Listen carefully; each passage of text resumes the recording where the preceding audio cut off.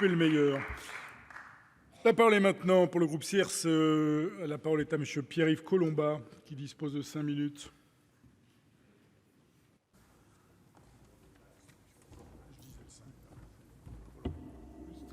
Désolé.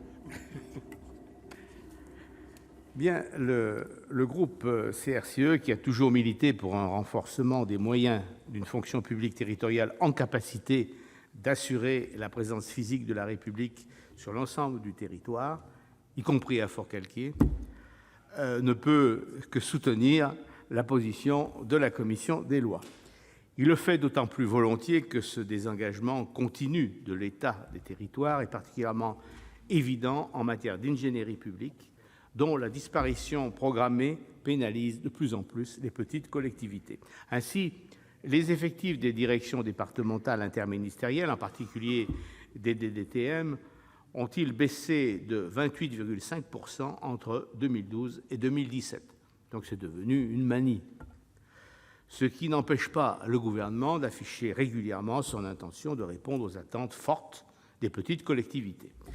Le nouveau report de la cartographie de l'offre d'ingénierie publique et privée, demandé au préfet en mars 2016, est bien le signe qu'il n'y a aucune intention d'honorer ces engagements. Ces retards et ces tergiversations auraient pour origine, nous dit-on, la mise en place, toujours attendue, de l'Agence nationale de la cohésion des territoires, ANCT.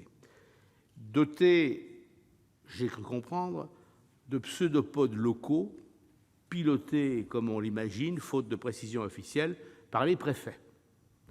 D'où une première interrogation: de quelle ingénierie parle-t-on?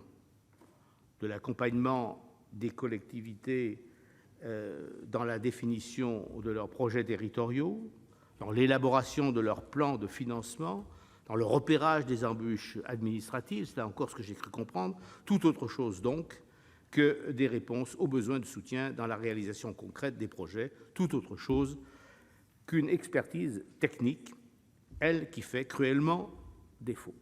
Autre sujet d'interrogation: de quels effectifs, autres que ceux issus déjà des préfectures squelettiques, des services des préfectures squelettiques déjà chargés de l'ingénierie publique, ces agences vont-elles disposer au niveau des territoires?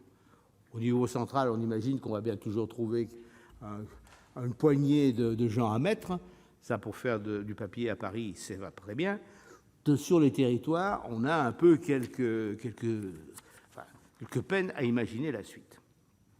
Donc, résultat, les petites collectivités devront continuer à s'en remettre aux cabinets et bureaux privés, quand ils veulent bien intervenir, parce que ce n'est pas toujours le cas, ou s'en remettre aux structures intercommunales ou départementales, quand elles existent. Alors certes, elles ont tendance, justement, la nature ayant horreur du vide, à se développer. On en a eu quelques exemples lors de nos déplacements, mais ça n'est pas du tout satisfaisant, et d'autant moins satisfaisant que, outre la qualité de l'ingénierie publique classique, avec ses ingénieurs des ponts, enfin, etc., c'est quand même d'avoir une neutralité, enfin, au moins en principe, politique, alors que, bon, si par exemple ce sont les départements qui le font, ou même dans les intercommunalités, il y a quand même un certain nombre de risques à ce sujet-là.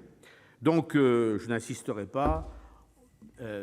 Autant de bonnes raisons, donc, pour mon groupe de ne pas voter les propositions budgétaires relatives à la mission, la principale étant que cette mission, cette fonction publique territoriale absolument indispensable à la présence de la République sur le territoire, eh bien, est une caractéristique fondamentale de notre pays, qui est un pays jacobin. Un jacobinisme bien tempéré de girondinisme, mais qui, ma foi, a traversé les siècles sans embûches, et je souhaiterais simplement qu'elle continue à traverser les siècles. Merci.